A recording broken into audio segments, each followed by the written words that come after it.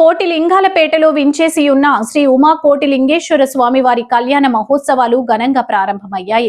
గురువారం రాత్రి 8:45 ఉమా కోటిలింగేశ్వర స్వామి శ్రీచక్ర సహిత భువనేశ్వరి దేవి అమ్మవార్లకు అత్యంత వైభవంగా దివ్య కళ్యాణ మహోత్సవం నిర్వహించారు. ఆలయ పాలక మండలి సభ్యులు కార్యనిర్వహణాధికారి ఆర్ లక్ష్మీబాయి పర్యవేక్షణలో జరుగుతున్న దివ్య కళ్యాణ మహోత్సవాల్లో భాగంగా ఆలయాన్ని విద్యుత్ దీపాలతో అందంగా అలంకరించారు. భూదాతలు నూలు రత్తమ్మ వంశీకులు సూర్య వెంకట సీతారామచంద్రమూర్తి, జ్యేష్ఠ కుమారుడు నూలు వెంకట సుబ్బారావు కుమార్ రాజా, షర్మిలాబాల దంపతులచే ఆలయ అర్చకులు కొడమంచలి బ్రదర్స్ ఆధ్వర్యంలో దెందలూరి సుబ్రహ్మణ్య సీతారామస్వామి బ్రహ్మోత్సవాల్లో కన్నుల పండుగగా కళ్యాణం జరిపించారు. ఆలయ పరిసర ప్రాంతాలు వేద మంత్రాలతో మార్పులకాయి. భక్తులు పెద్ద ఎత్తున తరలివచ్చి స్వామి అమ్మవార్ల కళ్యాణ మహోత్సవాన్ని కన్నులారా వీక్షించి తరలించారు. భక్తుల రాకతో ఆలయంలో సందడి నెలకొంది. కళ్యాణ మహోత్సవం అనంతరం నీరాజన, మంత్ర పుష్పాలు, ప్రసాద వితరణ జరిగింది. పాలకవర్గ సభ్యులు, స్థానిక పెద్దలు స్వామివారి కళ్యాణాన్ని తిలకించారు.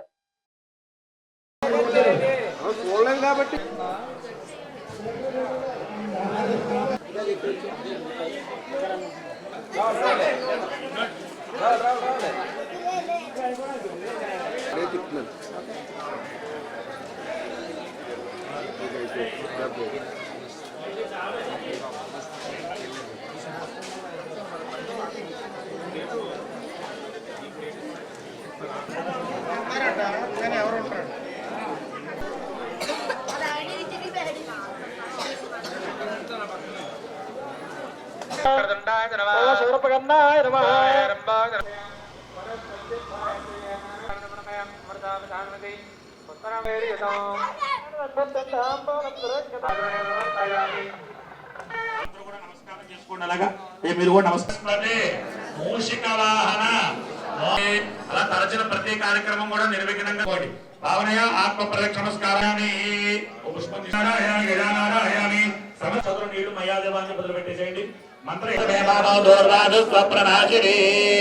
గణపతి ప్రధాన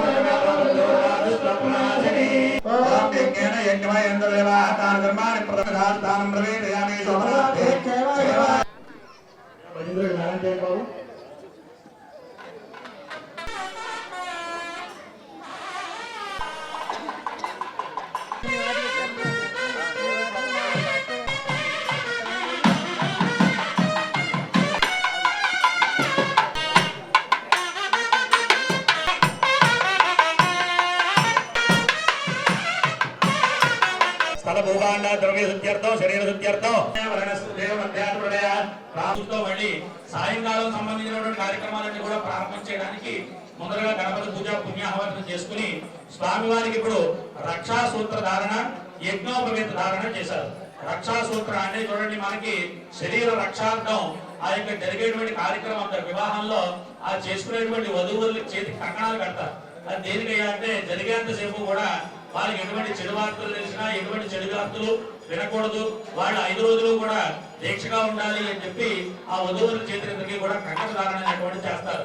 ఆ కంకణ ధారణ ఎప్పుడైతే మనం స్వామివారికి చేశామో ఆ యొక్క వారికి ఉన్నటువంటి ఆ యొక్క విఘ్నాలన్నీ కూడా కళ్యాణం సంబంధించినటువంటి కృతంతా కూడా పూర్తిగా దిగ్విజయంగా జరగాలి అని చెప్పి అక్కడ స్వామివారికి కంకణ ధారణ చేయడం జరిగింది. తర్వాత స్వామివారికి ద్వితీయ యజ్ఞోపవేత ధారణం కరిష్యే అని చెప్పి ఆ యొక్క యజ్ఞోపవేతం వేయడానికి ముందరగా మనం సంకల్పం చేసుకున్నాం. మనకి బ్రాహ్మణ వివాహాలు చూసుకున్నాం, అలాగే క్షత్రియ వివాహాలు అంటే రాజుల యొక్క వివాహాలు చూసుకున్నాం, మనకి అలాగే వైశ్యుల యొక్క వివాహాలు చూసుకున్నాం. వారికి యజ్ఞోపవేత ధారణ అనేటువంటి చేస్తూ ఉంటారు. అది ఎవరు చేస్తారయ్యా? మొదటిది ఏంటంటే అంటే మనకి బ్రహ్మచర్యం చేసుకునేటప్పుడు తల్లిదండ్రులు ఎవరైతే ఉన్నారో వాళ్ళు ఒక పోగు వేస్తారు, అదులు వేసేటువంటిది ఉపనయనం చేసినప్పుడు. ఆ తర్వాత ఆ యొక్క జరిగే కన్యాదానం చేసేటువంటి అంటే పిల్లనిచ్చి కన్యాదానం చేసేటువంటి మామగారు అత్తగారు ఎవరైతే ఉన్నారో ఆయన బ్రాహ్మణులకి వైశ్యులకి చూసుకుంటే రజిత యజ్ఞోపవేత ధారణ అనేటువంటి చేసుకుంటారు. అలాగే క్షత్రియులు వెళ్ళేటప్పటికి వారి సువర్ణ యజ్ఞోపవేతం చేసుకుంటారు. అలా స్వామివారికి ఆ యొక్క అమ్మవారిని ఇచ్చి వివాహం చేసేటువంటి సమయంలో ఇప్పుడు స్వామివారికి మామగారు అయినటువంటి హిమవంత మహారాజు గారు ఆ యొక్క యజ్ఞోపవేత ధారణ అనేటువంటి స్వామివారికి జరిపేయడం జరిగింది. ఇక్కడతో అప్పుడు స్వామివారికి గోత్ర ప్రవరుడు అంటే కన్యావరులు ఏవైతే ఉన్నాయంటే ఇప్పుడు చూడండి, మన ఇంట్లో అబ్బాయికి కానీ అమ్మాయికి కానీ పెళ్లి చేయాలంటే ముందరగా మనం ఏం చేస్తాం? మనకు సంబంధించినటువంటి బంధువులు కానీ లేకపోతే మనకు తెలిసినటువంటి వ్యక్తులతో మా అబ్బాయికి ఇలా పెళ్లి చేద్దాం అనుకుంటున్నాం, లేకపోతే మా అమ్మాయికి ఇలా పెళ్లి చేద్దాం అని చెప్పి అనుకుంటున్నాం అని చెప్పి ఆ వ్యక్తితో చెప్పి ఆ వ్యక్తి ద్వారా ఓ సంబంధం ఉంటే కనుక మనం పురమాయించుకుని మధ్యవర్తిగా కూర్చోబెట్టి మనం వివాహ క్రతువు అనేటువంటి జరిపిస్తూ ఉంటాం. అలాగా ఇక్కడ దేవతలకి అంటే స్వామివారికి అమ్మవారికి కూడా అనుసంధానకర్తగా ఈ కళ్యాణానికి పూర్వం ఈ ఋషులు ఉండేవారు, సప్త ఋషులు ఉండేవారు. వారు వచ్చి ఈ సప్త ఋషులు కూడా స్వామివారి యొక్క అమ్మవారి యొక్క కళ్యాణం జరిపిస్తూ ఉండేవారు అనుసంధానకర్తగా ఉంది. అటువంటి స్వరూపంగా ఇక్కడ బ్రాహ్మణులందరినీ కూడా ఇక్కడ ఉన్నటువంటి బ్రాహ్మణులు ఎవరైతే ఉన్నారో వీరందరికీ కూడా కన్యావరణ అనేటువంటిది ఇప్పించి ఆ కన్యను తీసుకొచ్చి అమ్మవారిని వెతికి తీసుకొచ్చి స్వామివారి ఆ యొక్క వివాహానికి స్వామివారికి పెళ్లి జరిపించడానికి కళ్యాణం జరిపించడానికి ఈ కళ్యాణ వేది దగ్గరికి అమ్మవారి సహితంగా పండితులందరూ కూడా వస్తారు. అటువంటి కన్యావరణ కార్యక్రమం ఇప్పుడు జరుగుతోంది. దాని తదనంతరం స్వామివారికి గోత్ర పర్వర అనేటువంటి కార్యక్రమం చెప్తారు.